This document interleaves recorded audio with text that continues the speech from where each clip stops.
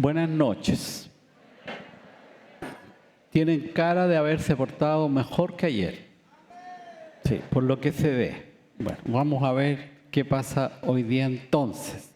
Dijimos que íbamos a rezar por los enfermos y vamos a dar la unción al final. Y voy a partir contándoles alguna experiencia con respecto a esto.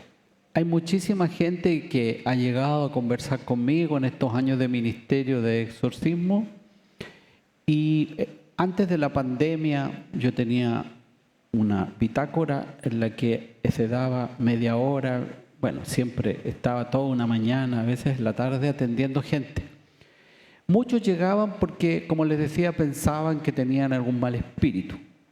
Pero una de las cosas que me ayudó mucho en esto, a liberar gente, a sanar gente, el Señor a través de esa obra hacía su maravilla, es la unción de los enfermos.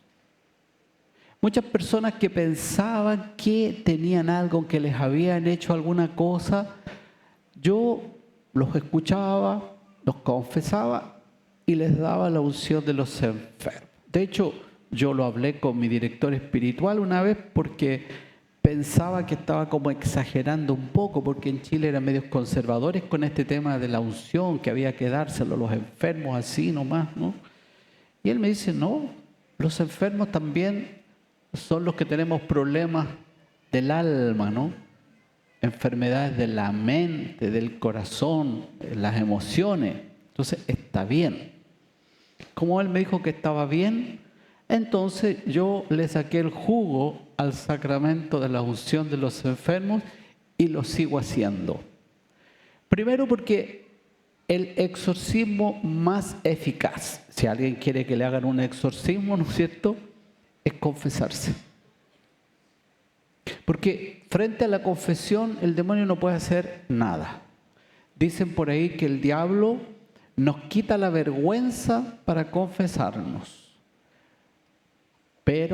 Para pecar, pero nos la devuelve para confesarnos. Entonces, cuando uno se confiesa, el diablo sufre y cuando ha recibido la absolución, el diablo llora, porque perdió un alma. Entonces, a eso le agregamos la unción de los enfermos, que además de sanar el cuerpo, también puede sanar el alma. Hay tantas enfermedades que están metidas dentro de nosotros porque tuvimos algún problema hace muchos años, una depresión que se hizo crónica, patológica, y que a veces cuando la ponemos en la presencia del Señor, Él lo sana, porque tiene el poder para hacerlo, ¿ya? La oración tiene un poder que nosotros ni siquiera logramos percibir con una mínima parte de nuestra razón. Porque Dios tiene el poder para hacer nuevas todas las cosas. Fíjense que yo conocí una familia en Estados Unidos, unos latinos, y ella hacía mucho tiempo que quería tener hijos y no podía. Siempre que iba a tener un bebé, había aborto espontáneo, hasta que en el último embarazo, en plena pandemia, ella queda embarazada y el esposo dice, no, ya, basta. No quiero vivir nuevamente esta experiencia, así que te vas a hacer un aborto. Y dice que no, y me escribe, me dice, por favor, ayúdanos. Y empezamos a rezar por ella todos los días en la comunidad y obviamente le pedimos a otras personas. Y hoy día esa bebé tiene casi 2 años ya y uno de sus nombres es Victoria. Porque la mamá, ¿no es cierto?, por la fe, por la oración de una comunidad, por la intercesión de otros hermanos, el Señor permitió que tuvieran este regalo tan esperado como su hijo, una hija en este caso. La oración tiene poder, ¿ya? A veces nosotros queremos como torcerle la mano a Dios y a la naturaleza. Recuerdo otra familia que no podían tener hijos. Pero ellos no se encomendaron a Dios, ni ellos querían tener, porque hay gente que considera que tener un hijo es un derecho, y eso no es así, es un regalo de Dios. Entonces ellos optaron ya al final por no adoptar, pero sí fecundación in vitro, ¿no? Y 2 huevitos fueron los que se conservaron y se los pusieron a ella.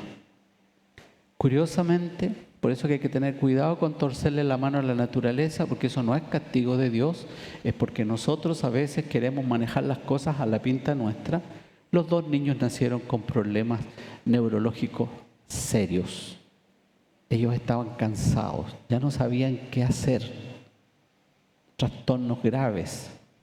Entonces yo decía, eso pasa cuando desconfiamos de Dios, cuando queremos resolver las cosas a la manera nuestra, a la pinta nuestra, ¿no? Y se nos olvida que Dios tiene el poder para dar la vida, tiene el poder para restaurar la vida, tiene el poder para restaurar el alma. Y el sacramento de la unción de los enfermos está unido íntimamente al sacramento de la penitencia. Por eso que no lo puede dar un laico, ¿no? Porque tiene que estar dado por el sacerdote, porque es propio del ministerio sacerdotal. Los laicos pueden ungir a los enfermos con aceite exorcizado, pero no pueden dar la unción de los enfermos. Y para eso hay que pedir perdón. Hay que reconocer ante Dios que hacemos mal las cosas para que Él, ¿no es cierto?, nos regale su misericordia. Pero a veces uno reza y parece que Dios no lo escuchara. Pareciera que mis dolores no conmueven a Dios. Pareciera que mi tragedia no le importa a Dios y me siento solo, me siento abandonado, me siento completamente frustrado. Cuidado, mucho cuidado, porque ese es el momento más sensible para que el enemigo aparezca reprochándome. ¿Dónde está tu Dios? Tanto que suplicas y mira, no te escucha. Rebélate contra Él. Entonces uno se encuentra con personas enojadas con Dios. Hace poco tiempo atrás apareció una pareja de novios que se quieren casar, pero era muy curioso porque ellos querían tener una entrevista con el párroco para no tener problemas después. Bueno, ¿cuál era el problema tan grave que podía tener una pareja que se va a casar con el párroco? Tan fregado no soy. Entonces, le cedí la entrevista. Y ellos pertenecen a una tribu urbana, pero que abarca una generación entre los 25 y los 35 años y se visten de negro. Entonces, su problema es que todos los invitados querían ir vestidos de negro. Entonces, no querían que el cura se enojara por eso. Le dije, mira, a mí me da exactamente lo mismo del color que ustedes vengan. Me da lo mismo. Pero si alguno de tus invitados, además de negro, viene pintada la cara con una calavera, de una oreja te lo voy a sacar fuera del templo. Porque eso sí que no te lo voy a permitir. Y en esta conversación me doy cuenta en la observación que él tiene un medallón gigante en el pecho con una calavera con alas. Le pregunto yo, ¿por qué llevas eso? Porque me gusta. ¿Y tú sabes lo que eso significa? No. Eso significa muerte. Como que se asustó. Y le digo yo, mira, lo que yo necesito es que las 2 personas que van a contraer matrimonio crean en lo que están haciendo, que tengan fe, si no, ¿para qué? Y él me dice, ella no cree mucho. Y le pregunto yo a ella, bueno, ¿por qué no crees? No, dijo, porque tuve los problemas. Y entre eso que me trataba de dar explicaciones, observo que tiene aros en forma de cruz, pero las cruces estaban al revés. Le digo yo, ¿tú sabes qué significa lo que llevas? No. Es decirle no a Dios. ¿Y por qué estás enojada con Dios? Y comienza a contarme su historia, porque se había muerto su abuelito, después se había muerto otra persona, y ella se enojó con Dios. ¿Dónde estaba Dios que no había salvado la vida de ellos? Y se puso a llorar. Ahí estuvimos rezando un rato. El solo hecho de haber llorado ese dolor, esa rabia, ya la libera en gran parte. Entonces, cuando nosotros no somos capaces de poner en la presencia de Dios el duelo, la pena, lo que me sucedió, y nos lo guardamos nosotros, Entonces, eso nos hace daño porque nos comienza a quemar por dentro y condiciona nuestro actuar con los demás y perdemos la libertad.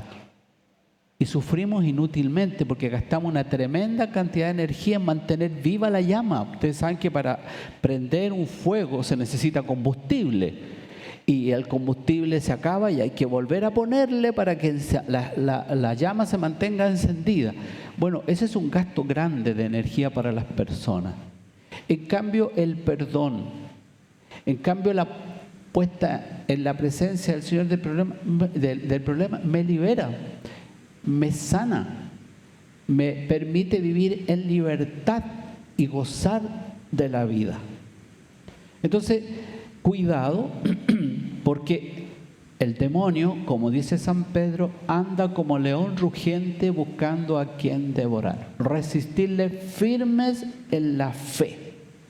Aquel que cree no va a tener nunca problema porque el Señor lo va a acompañar siempre. No digo que nunca le vaya a pasar nada, no, me refiero a que no va a tener problemas de desconfianza con Dios porque sabe que Dios va a cumplir su promesa.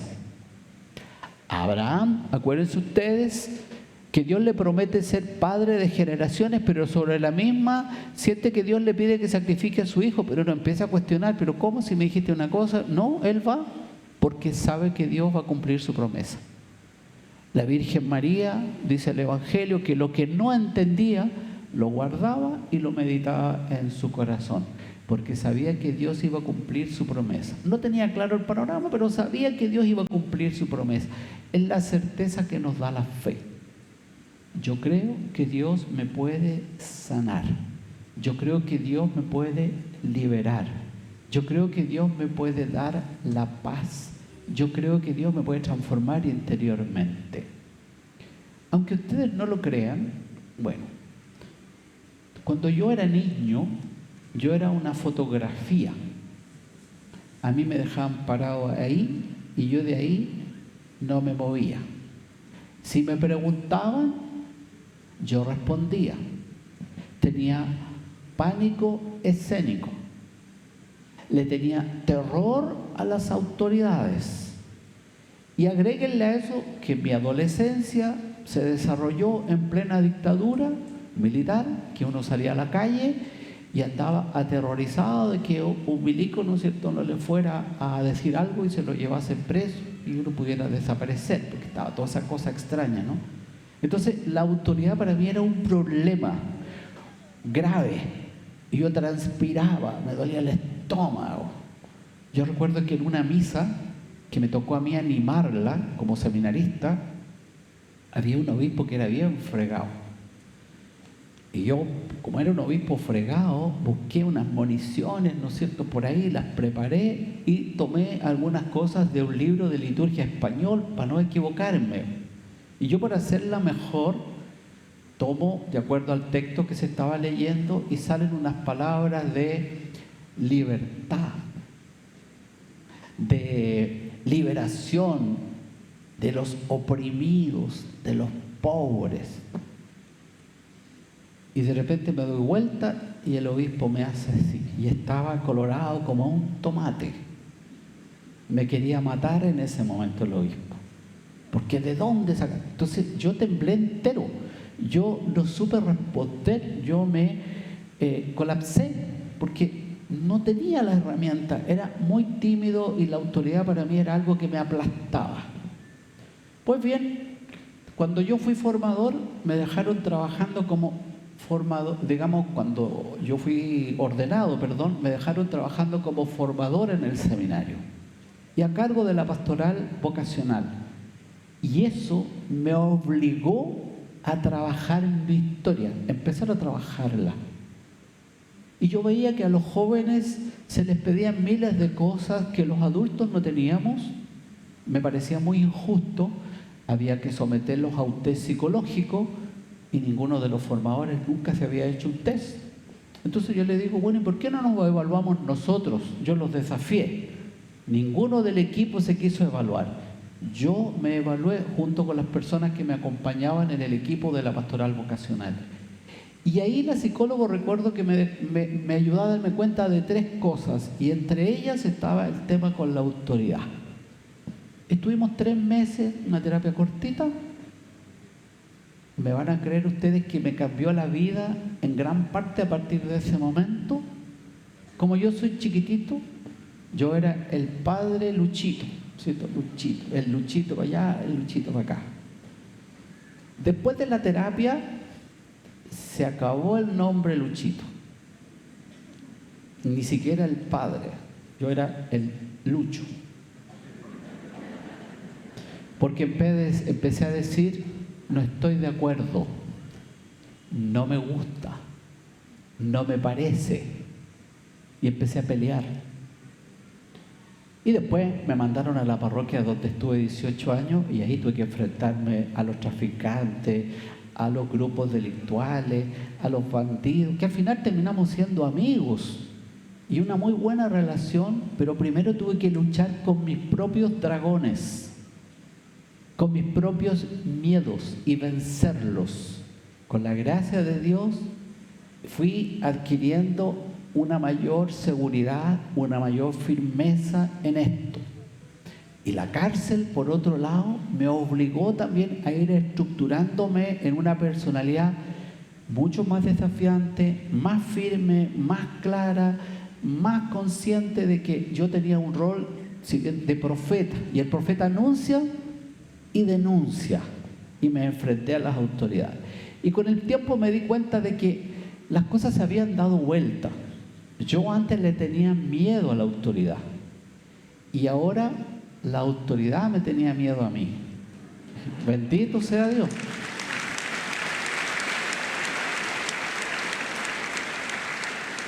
Durante este tiempo recuerdo que dentro de lo que les contaba el otro día, esta señora que yo quería aplastarla con la camioneta, ¿no es cierto? Bueno, ahí nos tuvimos que enfrentar a las autoridades de gobierno de la época. Y fuimos con la gente. Y yo me di cuenta que la gente quería que yo hablara. Era como su vocero. Y en la cárcel los internos me pedían que yo hablara. Y ellos creían que yo tenía mucho poder en la cárcel, que yo hablaba y las cosas cambiaban, ¿no? Pero era de Dios. Me acuerdo que había un funcionario que era muy malo, ¿no? Más malo que...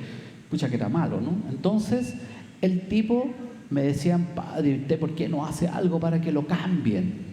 Bueno, le decía, yo voy a rezar por él para que el Señor lo ilumine o lo elimine. Me decían, padre, usted tiene fuerza, usted tiene poder. Coincidentemente, lo cambiaron y se lo llevaron como a 2000 kilómetros de Rancagua. Y los chiquillos no la podían creer. Gracias al Padre se había ido. Yo no moví un dedo, no dije nada. Y simplemente se lo llevaron. Entonces, la gente empezó a creer que yo tenía como ciertos poderes sobrenaturales en eso, ¿no? Yo todavía no estaba muy metido en la renovación carismática en ese tiempo. Y con el tiempo yo empecé a hacerme muy devoto de la unción de los enfermos. Yo se la daba a los presos en la cárcel, se la daba a las personas en el hospital, visitaba mucho a los enfermos en las casas, pero empecé a pedirla para mí. Porque curiosamente yo no la pedía. Entonces cuando se la pedía a un cura, como que me miraba así como extraño, ¿y a este qué le pasa? Y yo pedí la unción de los enfermos. El año pasado, que fue el año más crítico de mi vida, el más doloroso de mi existencia por la muerte de mi mamá y todo lo que vino después, pedí la unción de los enfermos muchas veces, en los momentos más críticos, en los momentos de mayor colapso, la unción de los enfermos, la unción de los enfermos, etc. Gracias a eso, hoy día yo estoy aquí con ustedes. Gracias a eso, el Señor fue abriendo caminos, prendiendo luces, poniendo personas y ayudándome a darme cuenta de muchas cosas que antes no había visto. Yo creo que de alguna manera me tocó vivir la experiencia de los peregrinos de Emaús, que iban tristes, con pena, y se iban hundiendo en la oscuridad de la tarde. Y Jesús aparece al lado de ellos, pero no lo reconocen. Iban tan preocupados de lo que pasaba, ¿no? Yo me imagino la escena, porque cuando éramos niños no había luz eléctrica, y cuando uno caminaba en la noche por los senderos, por las calles, por los caminos, uno caminaba de memoria, porque no se veía nada. Si estaba nublado era peor, si había estrellas, al menos uno veía las estrellas, pero el camino no se veía nada. Entonces yo me imagino a los peregrinos de Emaús caminando en ese contexto con Jesús, y Jesús les habla.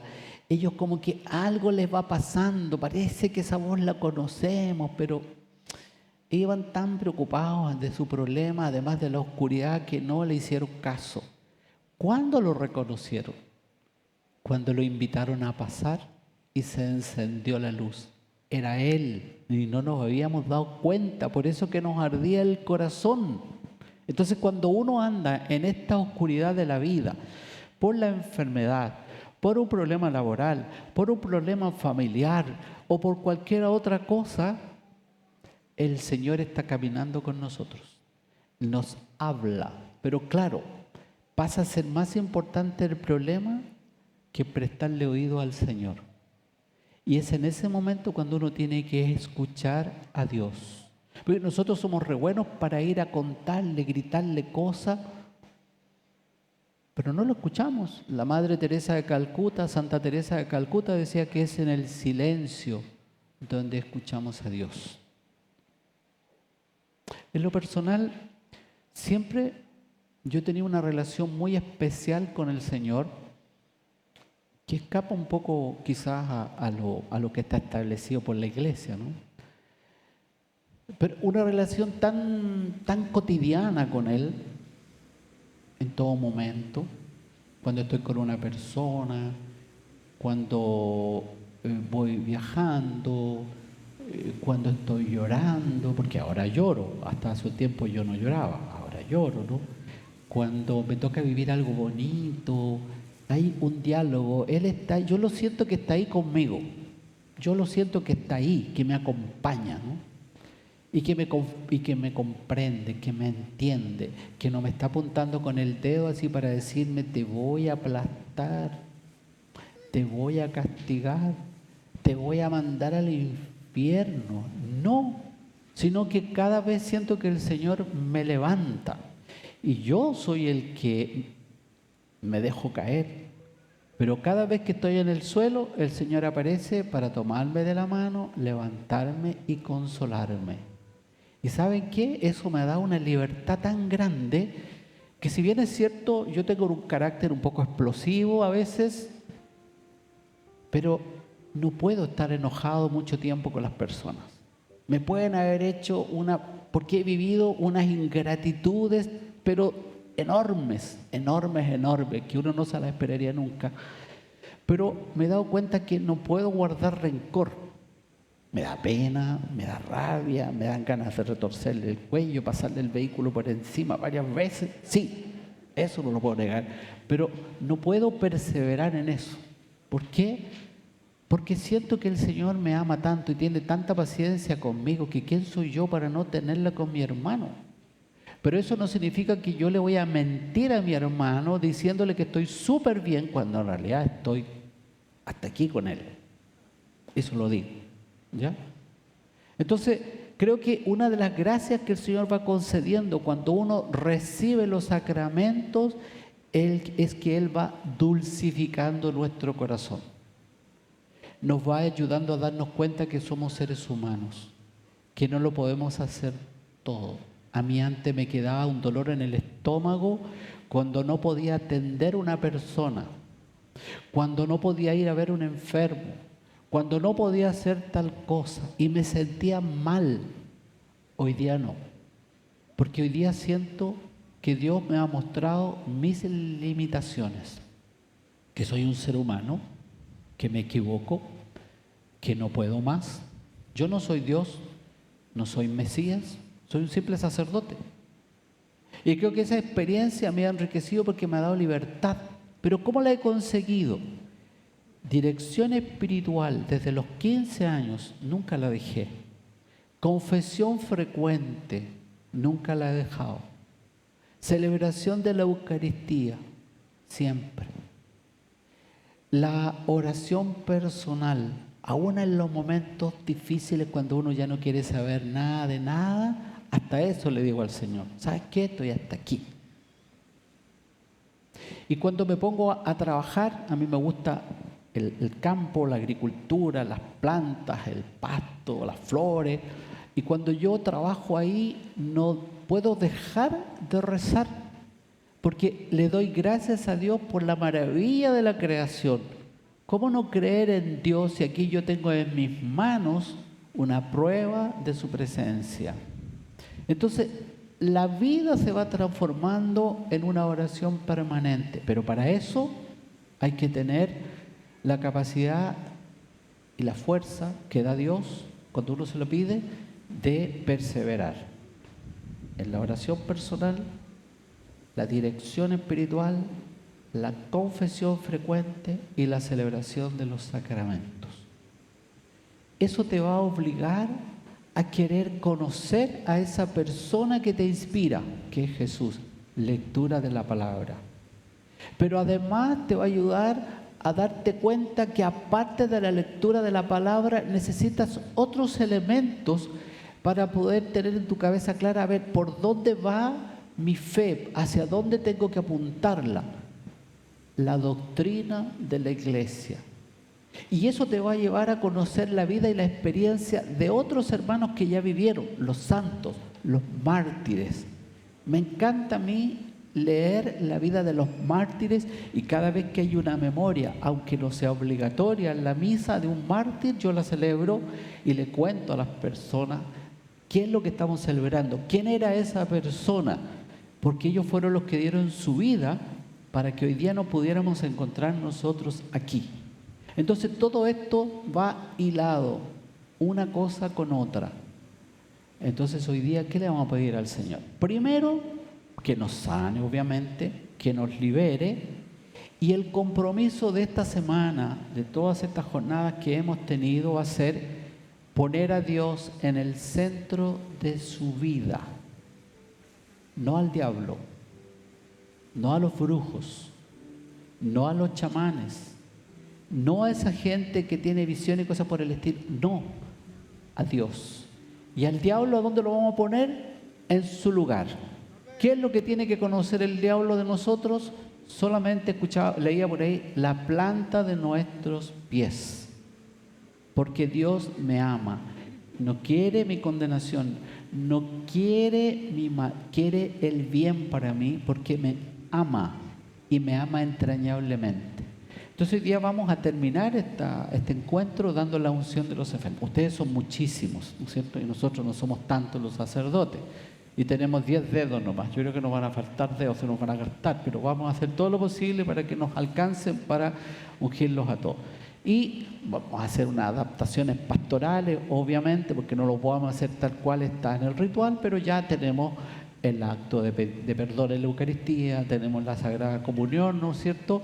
Y al final vamos a hacer la imposición de manos en general para todos. Y para terminar, ordenadamente, cada sacerdote los va a ungir en la frente y en las manos. Entonces, cuando ustedes se acerquen, no vengan con las manos así ni así, no. Manos abiertas. ¿Por qué? Porque si no, uno pierde tiempo. Abra las manos, no. Al que venga con las manos así, para que se acuerde de que yo le dije que tenía que venir con las manos abiertas, le voy a dar un coscorrón, así, para que se acuerde. Ya. Manos abiertas, porque recibimos la unción en la frente y en las manos. ¿Ya? Mire, en la última misa que yo hice esto, estaban los hermanos de la Renovación. Yo no impuse las manos porque igual que ahora había mucha gente, yo no podía imponérsela a todos, y de la unción cayó pero un montón de gente al suelo, muchos en descanso. Puede que aquí no caiga nadie, puede que no, eso no es lo importante. La unción no va de la mano del descanso, no va de la mano del descanso en el espíritu. Pero Dios puede darle un regalo a esa persona, ¿ya? Pero el descanso en el espíritu real es aquel en donde la persona no se da cuenta y va al suelo. Se puede dar 20.000 golpes y no le pasa nada. Sin embargo, el descanso fingido es muy peligroso, porque se puede partir la cabeza, fracturar un brazo, porque ya me pasó con unas viejitas de esas viejas porfias que hay, ¿no?, que nunca faltan. Les dije lo mismo que les estoy diciendo a ustedes ahora, pero ahora entró por aquí y le salió por acá. Y una vieja se tiró para atrás así, pero no había nadie que la sujetara y se dio el medio porrazo, pasó a llevar a otra y se quebró el brazo en 2 partes. Ojo entonces, no lo hagan, ¿ya? Porque si no, hay otros que buscan cómo caer en descanso, ¿no es cierto? Y miran para atrás y a ver si está limpio como para dejarse caer. Y si hay alguien que esté detrás para sostener, eso no es descanso en el espíritu, eso es cualquier cosa, es show, ¿ya? Hay gente que nunca ha ido a una misa de sanación y sin embargo pasan y al suelo y quedan aturdidos ahí por largas horas, lloran y no saben por qué lloran. No es descanso real. Pero aquel que finge, no. Yo recuerdo también a modo de chiste, para que se distiendan un poco, ¿no?, que habían unas niñas en la antigua parroquia, unas jovencitas, que cada vez que hacíamos misa de sanación, las mismas se juntaban y caían en descanso una al lado de la otra. Y hacían un show, pataleaban, gritaban y todo lo demás. Qué raro. Y un servidor, que era bastante observador, y era el que estaba encargado del Ministerio de Música, se acercó a ellas y les habló al oído. Las insultó hasta que le dio hipo. Calladito. Y luego se pararon, ellas sacudieron. Dijo él, deben haber pensado todos los demás que le hice una oración de liberación. No. ¿Por qué? Porque estaban haciendo show. Y eso es nocivo para ellas y también para otros. Y el diablo se vale de eso para distraer la atención. Eso no se hace. Si el Señor los quiere tocar, los va a tocar. Yo en lo personal nunca he caído en descanso en el espíritu. No tengo el don de lengua, no sé hablar en lengua, no sé orar en lengua. ¿Tengo la lengua larga? Sí, bien larga, pero no puedo hacer esas cosas. Entonces, yo le he pedido al Señor, pero no, parece que quiere que me quede ahí nomás, ¿no? Que me quede ahí. Bueno, no voy a forzar al Señor. Entonces, la gente me dice, pero padre, usted tiene que orar en lengua. Pero es que yo no puedo, yo no voy a fingir algo que no me sale, que no es del espíritu, porque yo voy a empezar al salta la baranda, cuando en realidad yo no la salto. Entonces, no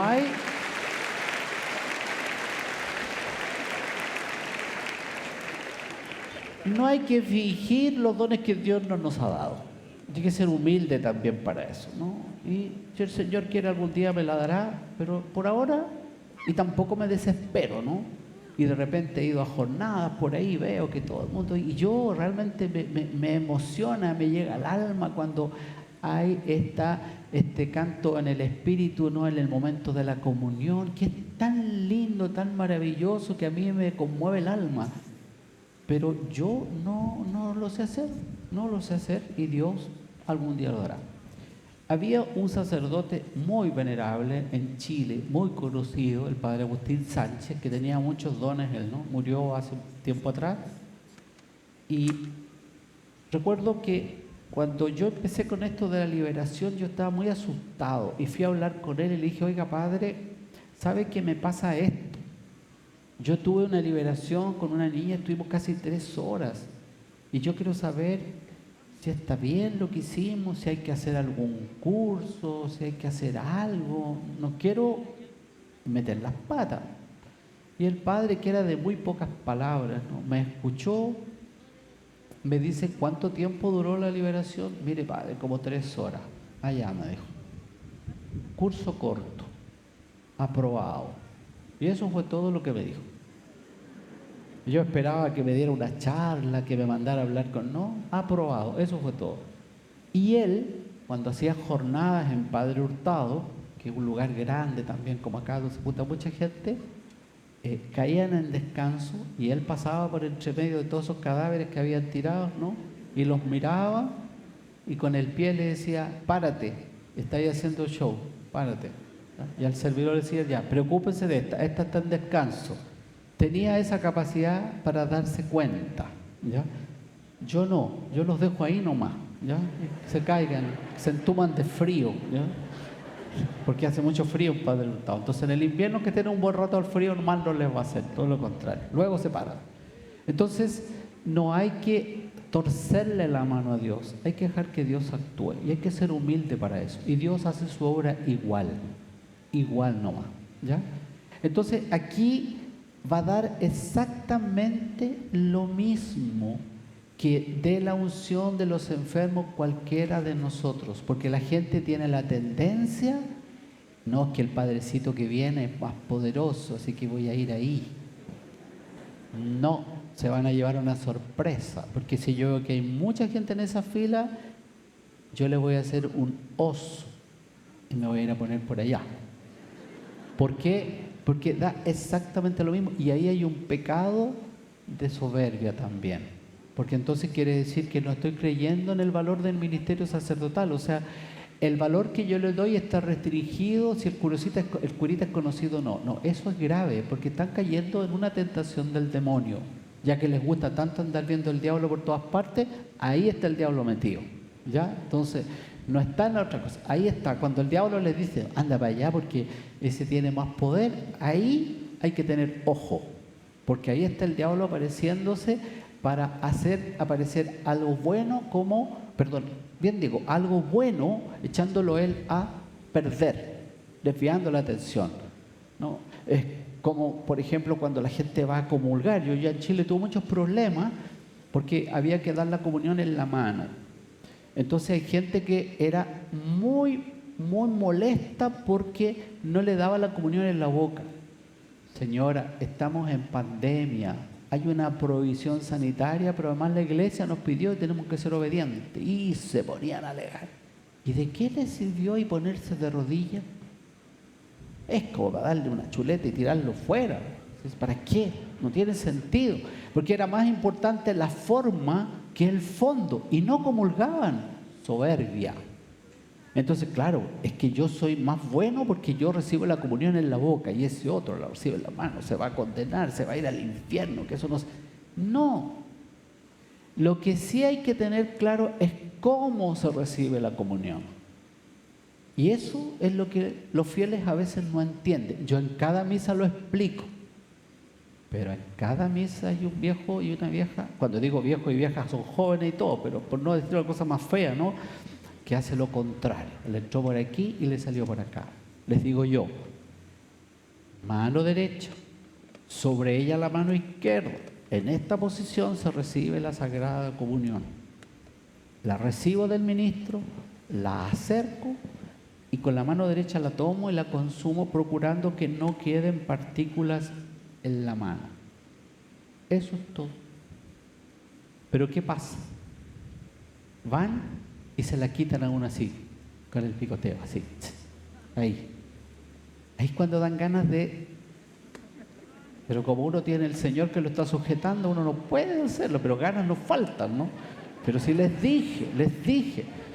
Y se consume delante del ministro.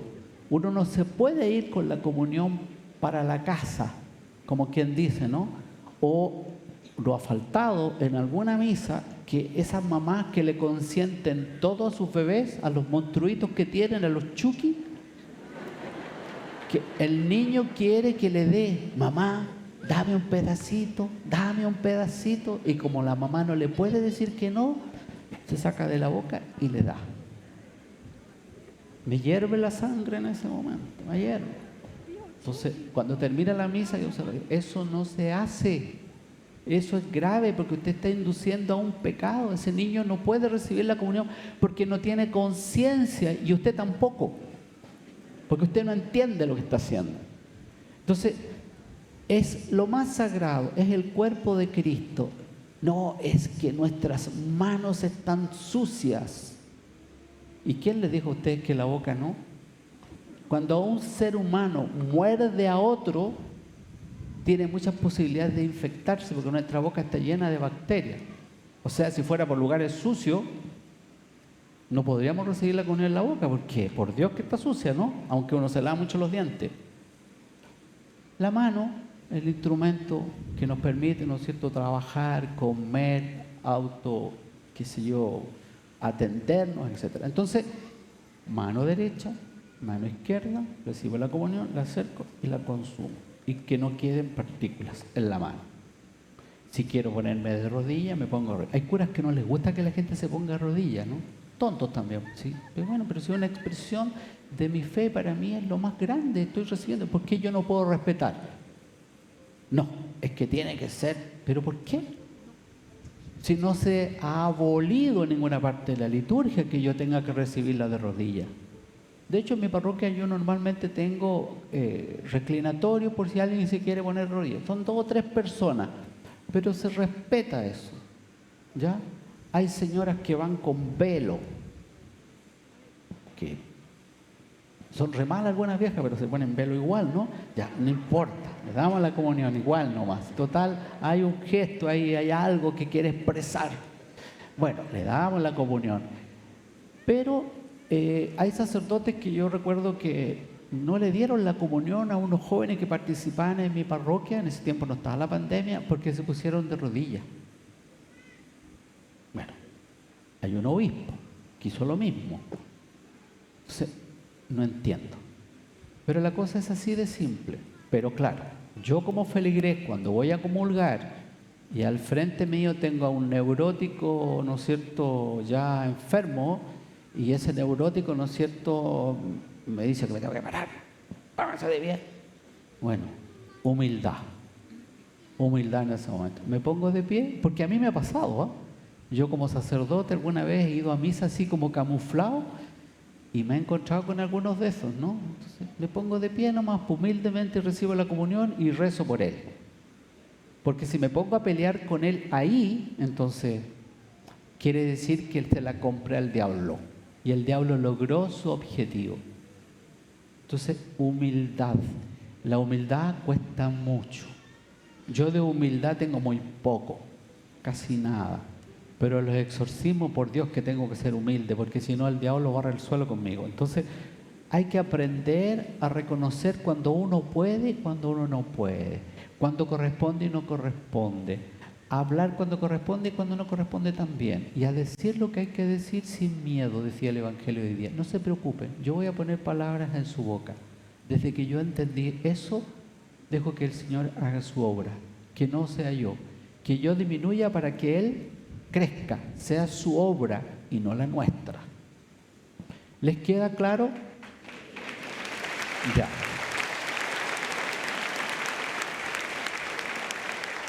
Entonces, ahora vamos a presentar al Señor nuestra oración por aquellos que hoy día van a ser ungidos. No están obligados todos a venir a la unción aquí, no, pero sí por los que van a ser ungidos, por los que nos han pedido rezar, vamos a hacerlo en este momento. Así que los invito a ponerse de pie.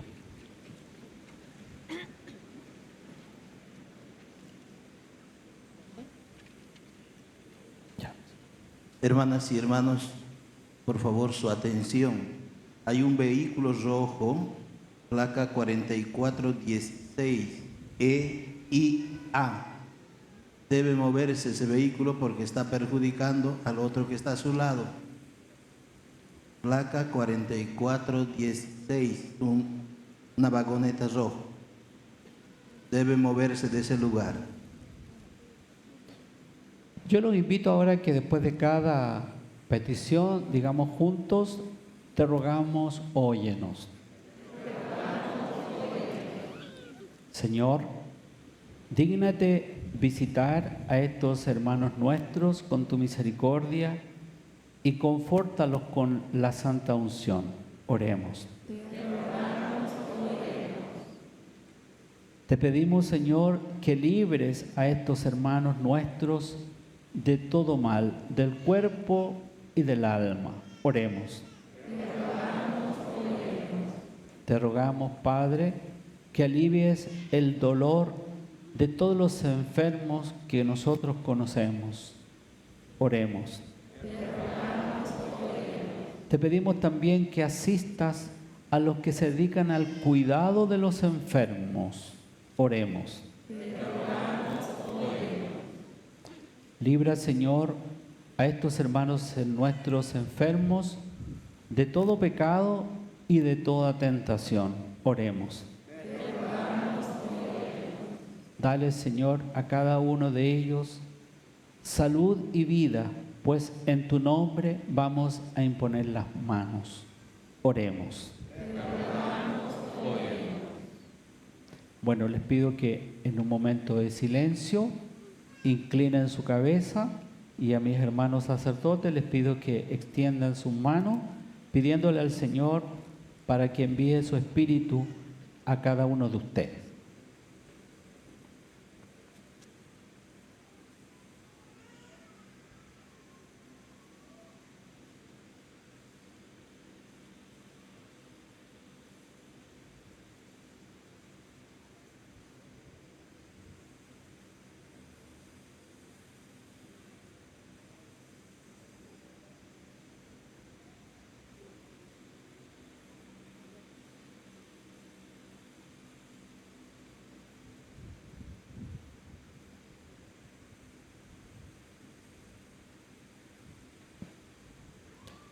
Amén. Tomen asiento y continuamos con la celebración de la Eucaristía. En este momento